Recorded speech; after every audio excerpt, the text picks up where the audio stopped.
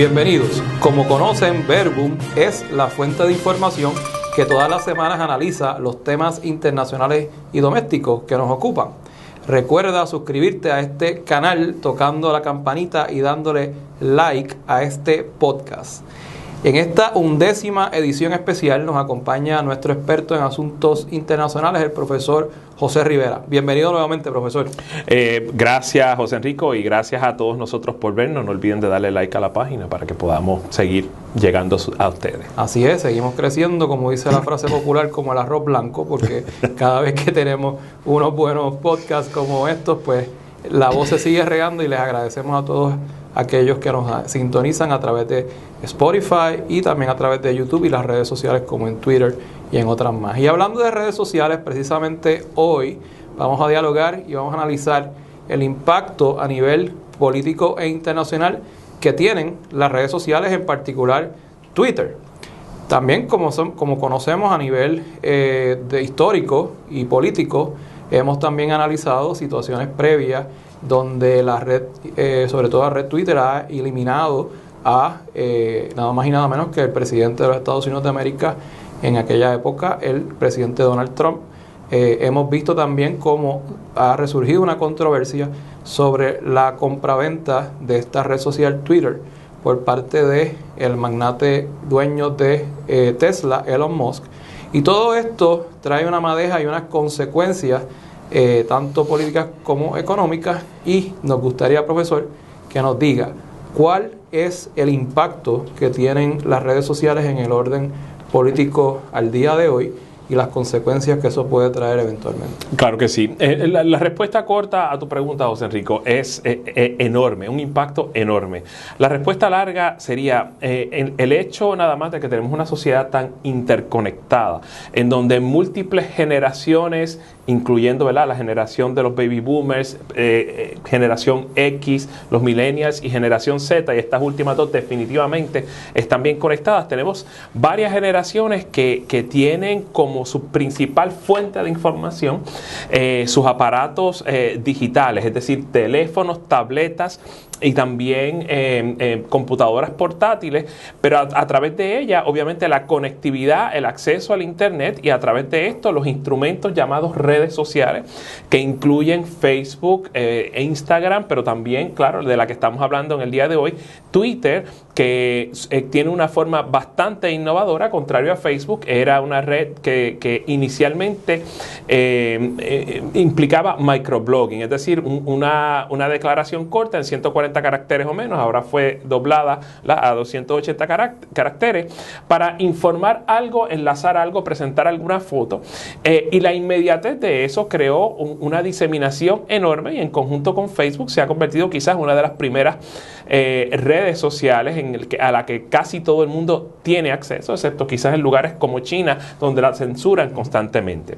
¿Y cuál es la influencia? Pues mira, es considerable. Estamos hablando de que en el caso particular de Twitter, no es solamente influencers, estamos hablando de jefes de Estado y gobierno, estamos hablando de organizaciones internacionales, estamos hablando de empresas grandes, medianas y pequeñas en el sector privado, organizaciones sin fines de lucro, centros de investigación científica y científico-social, pero también universidades y otros institutos. Todos están conectados en Twitter y todos se comunican, aparte de que es una red preferible por los jefes de Estado, precisamente por la brevedad y la inmediatez, y claro está, por los académicos.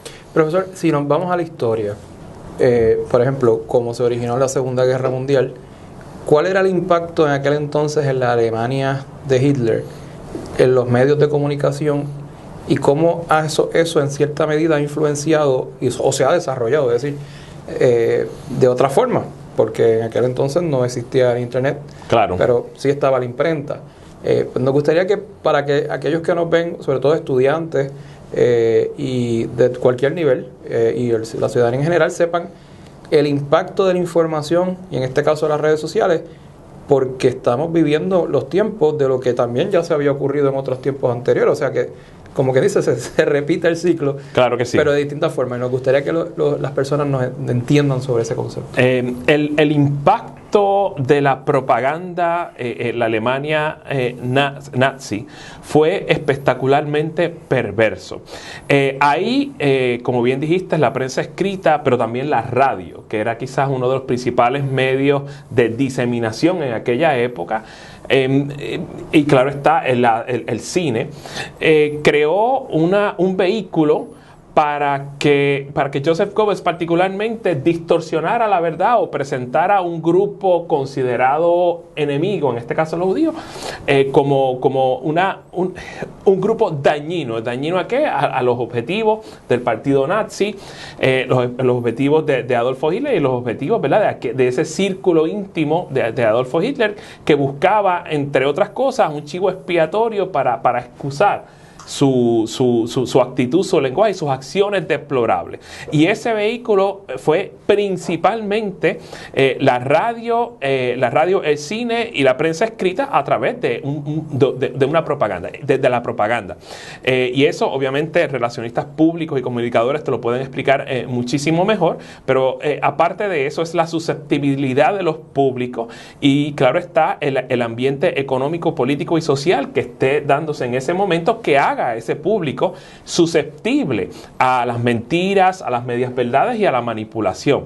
Así que me parece una comparación bastante interesante, porque lo hemos experimentado a través de distintos momentos en la época contemporánea. No solamente a través de la propaganda viciosa de los nazis antes y durante la Segunda Guerra Mundial, sino también la propaganda soviética, la propaganda antisoviética y anticomunista en la década del 50, y sucesivamente a través de las distintas guerras, Corea, Vietnam, en donde se presenta al enemigo como algo perverso, algo que no solamente hay que, sino que se debe eliminar. Y eso no ha cambiado. Lo que sí ha cambiado son los medios y las herramientas, en este caso las digitales, para poder impulsar esa información, y la susceptibilidad de los públicos se mantiene igual.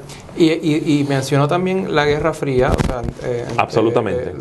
La campaña anticomunista y la campaña también antiestadounidense por parte de los rusos en aquel entonces.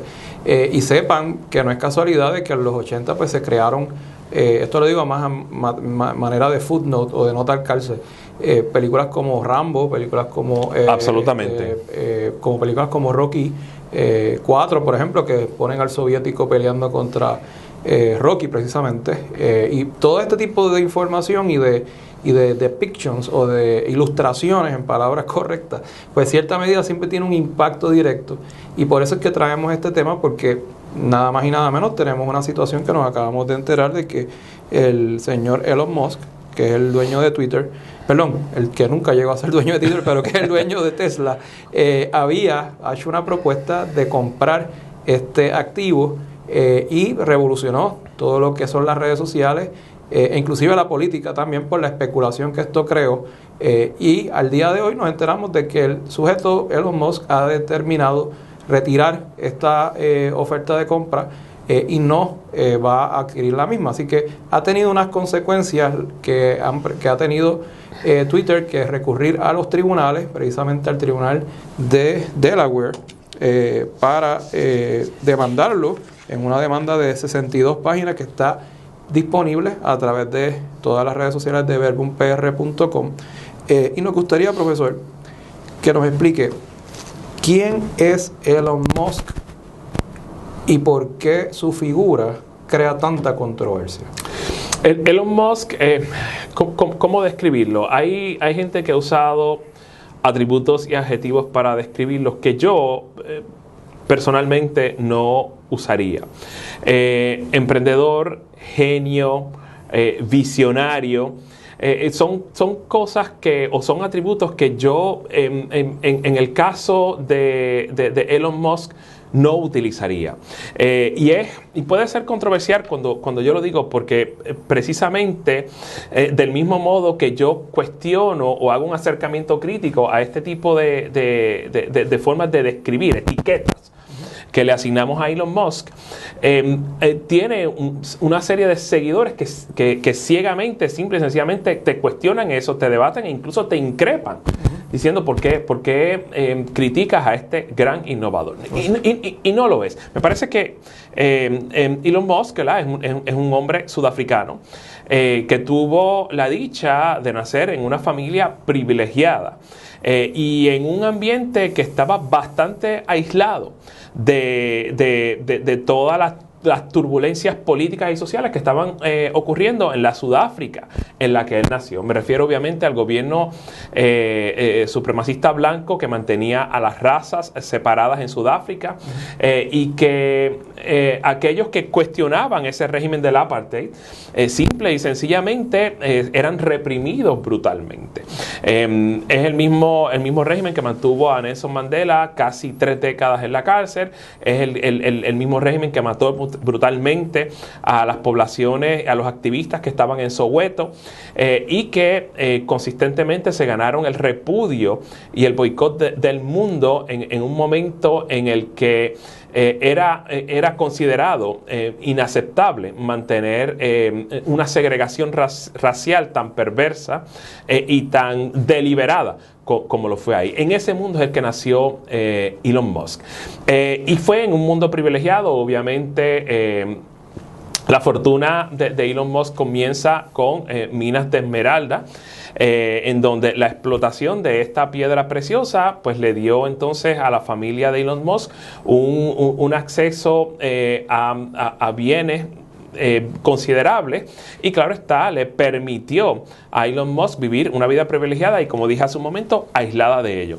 Su madre canadiense, es canadiense, por lo tanto, en un momento dado, cuando alcanzó la mayoría de edad, decidió irse de Sudáfrica a Canadá para tratar de evadir el servicio militar obligatorio, con lo cual pudo entonces, después de ello, simple y sencillamente ir a la universidad. Creo que la dejó, en un momento dado terminó su grado y con esa fortuna pudo comprar, afortunadamente, en un momento dado, un sistema de pagos que estaba en sus inicios, que se llama PayPal. Y de esa fortuna entonces empezó a adquirir una serie de empresas de ingeniería y científicas como por ejemplo Tesla, o bueno, fundó Tesla, y empresas como SpaceX, que aprovecharon una coyuntura particular en el mercado en donde NASA estaba reduciendo sus operaciones y estaban entonces subcontratando empresas privadas para poder llevar carga y personal al espacio. En ese mundo es que en que se desarrolla Elon Musk. Yo no estoy negando que él haya tenido el ímpetu y que haya tenido algo de inteligencia, eso yo no se lo estoy cuestionando, pero sí también tuvo la suerte de que dentro de ese ambiente de Tesla y SpaceX, que son las principales compañías, sí trajo mucho talento, que es el que no solamente le ha dado prominencia a estas compañías, sino también su fortuna. O sea que él vendría siendo como un personaje como Iron Man.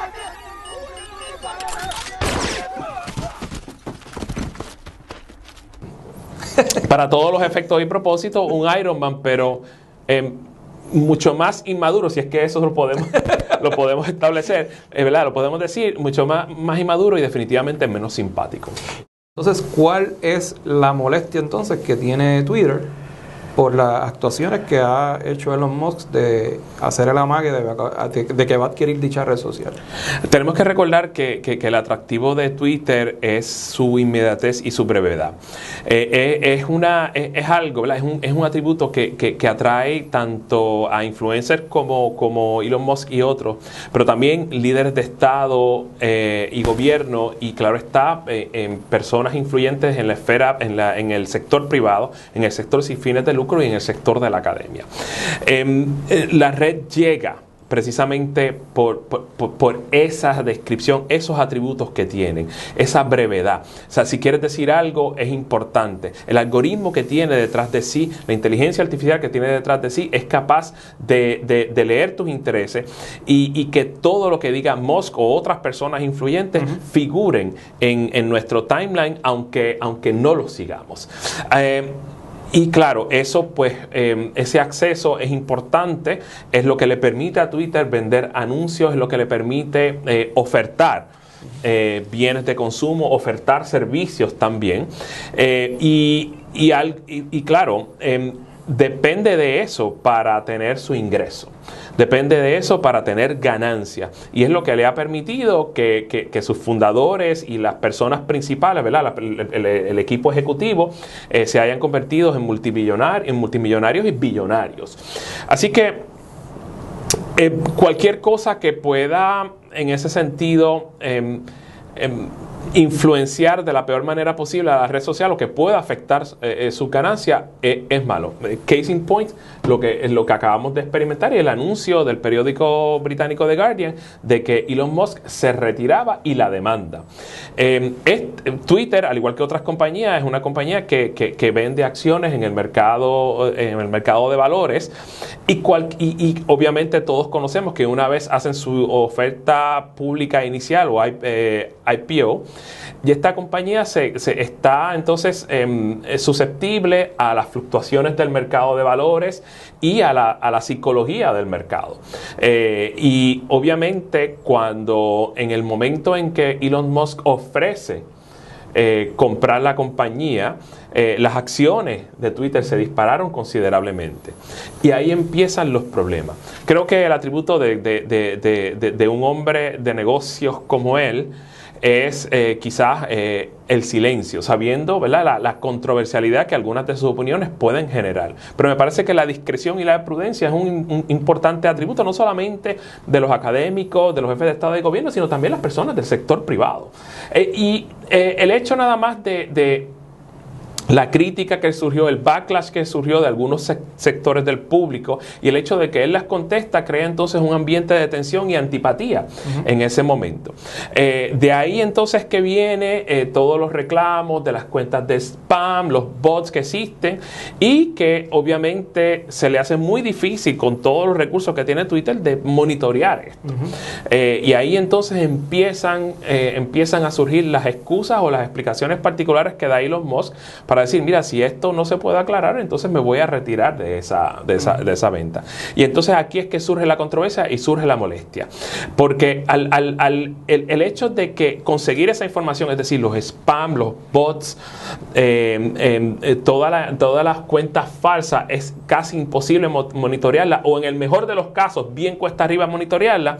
Elon Musk decide entonces que tal vez no sea tan sabio comprar la red social. Decide retirarse, decide anunciar la retirada, y aquí entonces que Twitter menciona que los estatutos que regulan las relaciones contractuales en el estado de Delaware, que como bien dijiste al principio, es donde Twitter presenta la demanda, le aplican a Elon Musk. Él no puede decidir, ya habiendo firmado un contrato, simple y sencillamente darse la media vuelta y cambiar de opinión y retirarse de esto. ¿Por qué? Porque ha habido tanta controversia y las acciones de Twitter han fluctuado tan salvajemente en las últimas semanas que les ha afectado considerablemente, y claro está, esta retirada y esta demanda puede afectar considerablemente a Twitter en el mediano plazo. Y por eso, esa es la molestia que genera. El hecho nada más de que este hombre, de manera imprudente, de manera inmadura, haya trastocado, esa era la palabra que estaba buscando, trastocado no solamente la red social, sino la empleomanía de Twitter, desde las estratas más altas hasta las más bajas, pero sobre todo las acciones de Twitter, que han recibido golpes considerables, y entonces simple y sencillamente este hombre no tiene ningún tipo de acto de contrición alrededor de ello. Así que la falta de prudencia y la inmadurez es lo que ha terminado afectando a Twitter, y yo creo que en ese sentido ellos tienen razón en términos de que la ley es clara,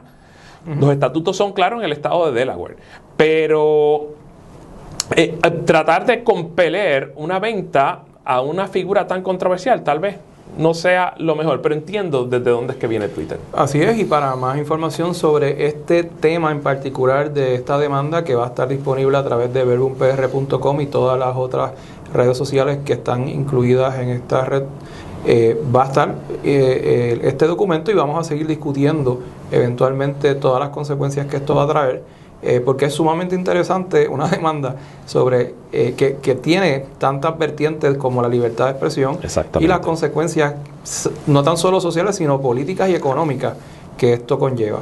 Agradecido, profesor. Claro que sí. Siempre por estar con nosotros hasta aquí en esta 11ª edición. Recuerda seguirnos en nuestras redes sociales, en Facebook, Instagram, Twitter y Spotify, y acceder a nuestro catálogo de educación jurídica continua de cursos aprobados por el Tribunal Supremo de Puerto Rico. Gracias. Gracias.